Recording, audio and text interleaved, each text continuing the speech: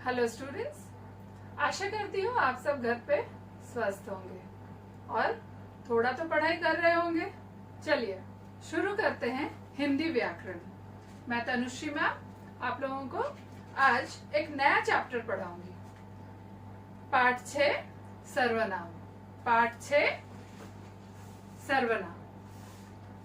सर्वनाम प्रोनाउन। सक्षम ने बाग के रखवाले से कहा, काका मैं आम खाना चाहता हूँ, एक आम दे दीजिए ना। रखवाले ने कहा, अभी नहीं, तुम दोपहर को आना। हाँ, साथ में दीपक को भी ले आना। थोड़ी देर पहले वह भी आम मांगने आया था। इन पंक्तियों में सक्षम ने अपने लिए मैं का प्रयोग किया। मैं। रखवाला जिससे बात कर रहा है उसके लिए उसने तुम का प्रयोग किया। तुम। रखवाला जिसके बारे में बात कर रहा है उसके लिए उसने वह का प्रयोग किया। वह। मैं, तुम और वह किसी न किसी नाम के बदले आए हैं। ये सभी सर्वनाम शब्द हैं। संज्ञा के स्थान पर जिन शब्दों का प्रयोग होता है उन्हें सर्वनाम कहा जाता है। संज्ञा के स्थान पर जिन शब्दों का प्रयोग होता है उन्हें सर्वनाम कहा जाता है। संज्ञा हम पहले पढ़ चुके हैं बच्चों। किसी व्यक्ति, प्राणी, वस्तु या भाव के नाम को संज्ञा कहते हैं। तो संज्ञा के स्थान पर जिन शब्दों का प्रयोग होता है उन्हें सर्वनाम कहा जाता है। जैसे हम लोगों ने देखा मैं, तुम और वह। ठीक है, हम आगे पढ़ेंगे सर्वनाम के भेद। हम आगे पढ़ेंगे सर्वनाम के भेद। पुरुषवाचक, निश्चयवाचक, अनिश्चयवाचक, संबंधवाचक, प्रश्नवाचक और निजवाचक सर्वनाम। सर्वनाम के 6 भेद होते हैं। क्या क्या बच्चों, फिर से देखिए। पुरुषवाचक, निश्चयवाचक, अनिश्चयवाचक, संबंधवाचक, प्रश्नवाचक और निजवाचक सर्वनाम। अब हम देखेंगे पुरुषवाचक सर्वनाम किसे कहते हैं। जब सर्वनाम शब्द का प्रयोग कहने वाले, सुनने वाले या जिसके बारे में बात की जा रही है उसके लिए हो तब उसे पुरुषवाचक सर्वनाम कहा जाता है।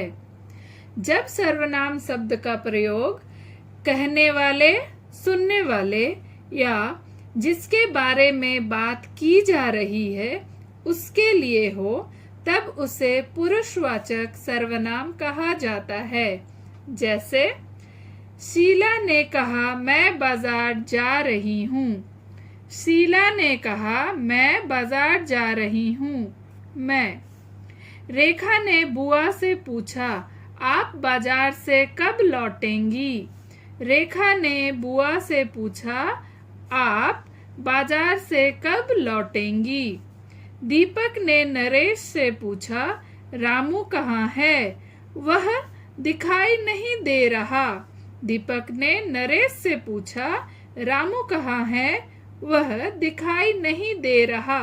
यहाँ आप देखिए मैं, आप, वह तीनों पुरुषवाचक सर्वनाम हैं। तीनों पुरुषवाचक सर्वनाम हैं। आगे देखेंगे निश्चयवाचक सर्वनाम।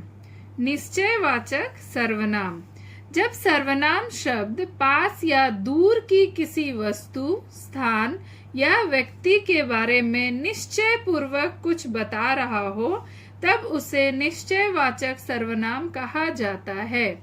जब सर्वनाम शब्द पास या दूर की किसी वस्तु, स्थान या व्यक्ति के बारे में निश्चय पूर्वक कुछ बता रहा हो तब उसे निश्चयवाचक सर्वनाम कहा जाता है। जैसे दीपू कल आया था, वह मेरा मित्र है, मैंने उसे बुलाया था।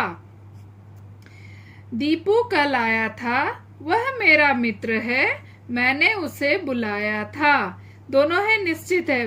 दीपू कौन है, उसका मित्र है और उसने ही उसे बुलाया था, निश्चयवाचक। ठीक है, तो इसे बोलते हैं वह उसे निश्चयवाचक सर्वनाम है। अनिश्चयवाचक सर्वनाम। अनिश्चयवाचक सर्वनाम, जब सर्वनाम शब्द किसी वस्तु, स्थान या व्यक्ति के बारे में निश्चय पूर्वक कुछ नहीं बता पा रहा हो। जब सर्वनाम शब्द किसी वस्तु, स्थान या व्यक्ति के बारे में निश्चय पूर्वक कुछ नहीं बता पा रहा हो, तब उसे अनिश्चयवाचक सर्वनाम कहा जाता है। तब उसे अनिश्चयवाचक सर्वनाम कहा जाता है। जैसे द्वार पर कोई खड़ा है। कौन खड़ा है हम निश्चित नहीं है, कोई खड़ा है। वह कुछ मांग रहा है। कुछ निश्चित रूप से हम नहीं जानते कि वह क्या मांग रहा है।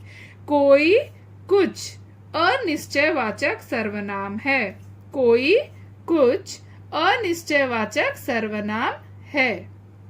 तो बच्चों, आज हम लोगों ने पढ़ा सर्वनाम, सर्वनाम के भेद और पुरुषवाचक सर्वनाम, निश्चयवाचक सर्वनाम, अनिश्चयवाचक सर्वनाम।